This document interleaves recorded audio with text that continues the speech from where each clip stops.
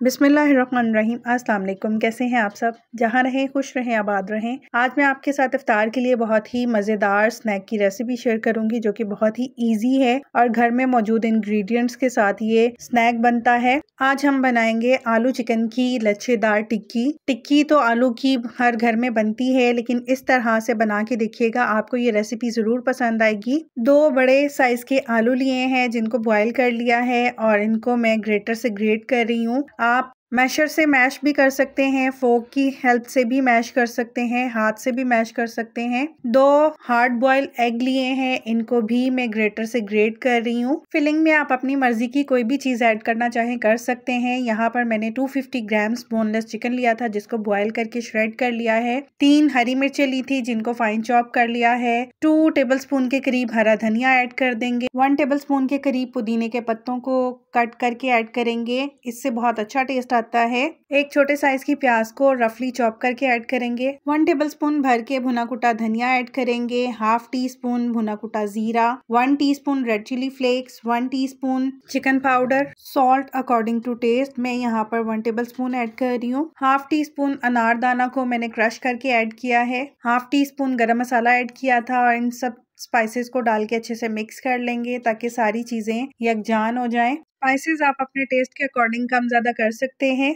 यहाँ पर मैंने 2 कच्चे आलू लिए हैं जिनको मैंने पील ऑफ कर लिया है और इस तरह से ग्रेटर से ग्रेट कर लेंगे। मोटी साइड से ग्रेट करेंगे ताकि जब हम कोटिंग करें अपनी आलू चिकन के कबाब के ऊपर तो वो बहुत ही क्रिस्पी बने, बहुत खस्ता बने। अब इसमें पानी डाल लेंगे और इनको 1 से 2 दफ़ा वॉश कर लेंगे। वॉश करके हम इन आलूओं को अच्छे से निचोड़ लेंगे ताकि इसमें मॉइस्चर ना हो। आलूओं को निचोड़ना बहुत अच्छे से है, बिल्कुल भी मॉइस्चर नहीं होना चाहिए। अगर इसमें मॉइस्चर होगा तो हमें बाइंडिंग करने में बहुत ही मुश्किल होगी। इसलिए देखिए मैं कितना ज़्यादा इनको निचोड़ रही हूँ। पानी बिल्कुल हमने ड्रेन कर लेना है और ये जो पानी बचा है इसको आप पौधों में डाल दीजिएगा। ये पानी अब डिस्कार्ड कर देंगे। ये जो ग्रेट किए हैं हमने आलू, ये कच्ची फॉर्म में है। अब इसमें भी कुछ स्पाइसेस ऐड करूंगी।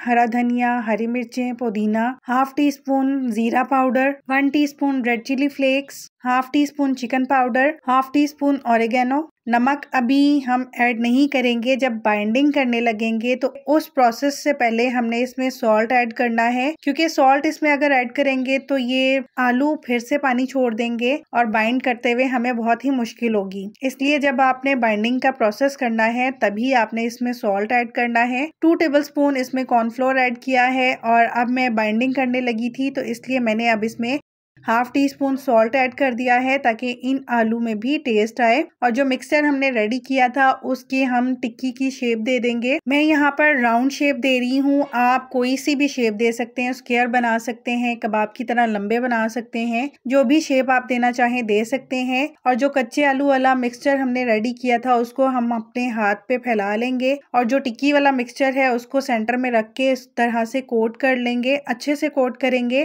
ताकि जब हम इनको फ्राई करें तो टिक्की वाला मिक्सचर बाहर निकल के फैले नहीं। नीट सी शेप बना लेंगे और सारे कबाब इसी तरह से रेडी कर लेंगे। आप सोच रहे होंगे कि ये बिखरे बिखरे आलू हैं, ये किस तरह से बाइंड होंगे। इसमें हमने जो कॉर्नफ्लोर ऐड किया है वो एज अ बाइंडिंग एजेंट के तौर पे काम करेगा और इन सारे आलू को बाइंड करेगा और बहुत ही क्रिस्पी कर देगा। आलू चिकन वाला जो मिक्सचर है उसको अच्छे से कोट करना है इन कच्चे आलू से। इसी तरह से मैं बाकी सब भी रेडी कर लूंगी।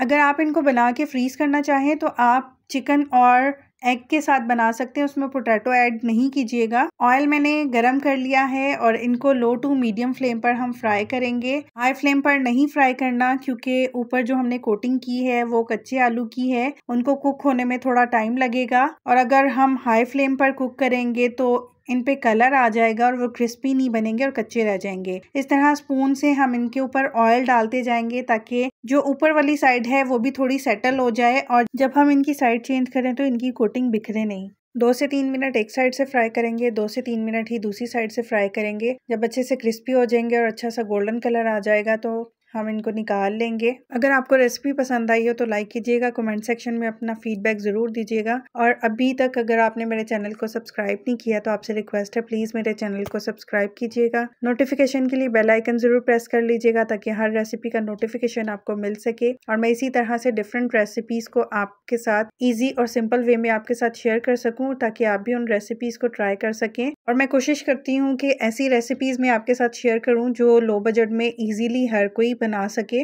बहुत ही इजी और डिफरेंट स्नैक है। आप भी इस स्नैक को ज़रूर ट्राई कीजिएगा और अपना फीडबैक मुझे ज़रूर दीजिएगा कि आपको ये रेसिपी कैसी लगी। बहुत ही क्रिस्पी और टेस्टी ये स्नैक बना था।